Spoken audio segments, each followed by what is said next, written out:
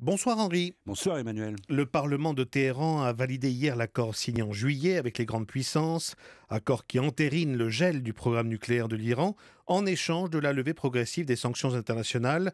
Alors, après 2 ans de négociations acharnées, va-t-on vers la normalisation des relations avec l'Iran ? Bien, en tout cas, c'est la fin d'un cycle, Emmanuel, et c'est aussi la preuve qu'une diplomatie active, combinée à une réelle volonté politique, peut venir à bout des dossiers les plus inextricables et vaincre finalement les réticences les plus acharnées. On l'a vu il y a quelques jours en Amérique, où bien qu'ils aient la majorité à la Chambre, eh bien, les Républicains ne sont pas parvenus à bloquer cet accord contre lequel ils étaient pourtant vent debout, ce qui représente une importante victoire pour Obama. Et on vient de le voir hier à Téhéran, où une nouvelle étape a été franchie. Une étape cruciale. Henri, ce vote va-t-il automatiquement entraîner la levée des sanctions, comme le prévoit l'accord sur le nucléaire ? Non, avant cela, il reste encore plusieurs passages obligés. D'abord en Iran, où le texte de l'accord doit maintenant être validé par un conseil des sages, un conseil religieux. Mais, sauf surprise, c'est une simple formalité. Le plus important, par la suite, il se jouera le 15 décembre à Vienne, où l'Agence pour l'énergie atomique doit rendre un nouveau rapport pour établir si l'Iran a effectivement respecté ses engagements en matière de nucléaire et surtout de transparence. La levée des sanctions, eh bien, elle ne pourra commencer qu'à partir du mois de février et encore à condition qu'il n'y ait pas d'ici là d'accident de parcours. L'Iran vient par exemple de procéder au tir d'essai d'un nouveau missile et il y a lieu de se demander si ça ne constitue pas déjà une première entaille à l'accord. Vous voyez que les diplomates ont encore un peu de pain sur la planche.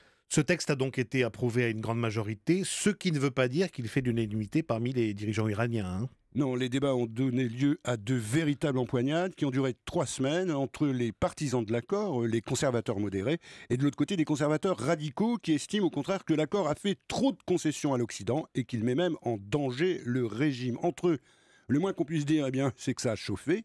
Un député ultra-conservateur a même qualifié ce vote de supercherie et par prudence, la télévision iranienne a évité de diffuser les débats. Et pourtant, si le guide suprême Ali Khamenei a laissé faire se dérouler ce vote, c'est bien qu'il avait tranché à l'avance. Oui, vous savez, comme toujours en Iran, la voix du guide est prépondérante et sa décision allait dans le sens de l'accord. Mais il voulait absolument que ces débats aient lieu avec presque toutes les apparences d'un fonctionnement démocratique. Une façon pour lui de ménager les radicaux, ceux qu'on appelle les gardiens de la révolution, tout en offrant l'image d'un nouvel Iran qui ne se résumerait plus à cette dictature des ayatollahs. Bref, Ali Khamenei sait lui aussi faire de la com. Alors maintenant, comment cet accord va-t-il se traduire dans les relations internationales, notamment au Moyen-Orient ?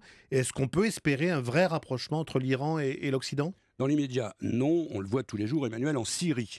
Il y aura seulement un dégel très progressif et même très méfiant. Mais dans la coulisse, on peut tout de même espérer voir s'ouvrir une forme de dialogue qui pourrait s'avérer constructif à terme, et c'est toujours mieux qu'une menace de guerre.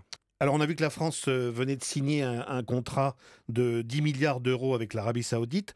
On peut se demander, cela dit Henri, est-ce que ce n'est pas plutôt l'Iran qui va devenir le nouvel Eldorado économique ? Sur le papier, oui, c'est vrai, c'est la principale économie du Moyen-Orient, avec un marché de 19 millions d'habitants et des besoins énormes en matière d'infrastructures, notamment à cause de l'effet des sanctions. Mais c'est aussi un pays sclérosé par une économie bureaucratisée et même souvent corrompue, et qui sera toujours pénalisé par la chute du prix des matières premières. Bref, l'Iran est surtout une promesse d'avenir, Emmanuel.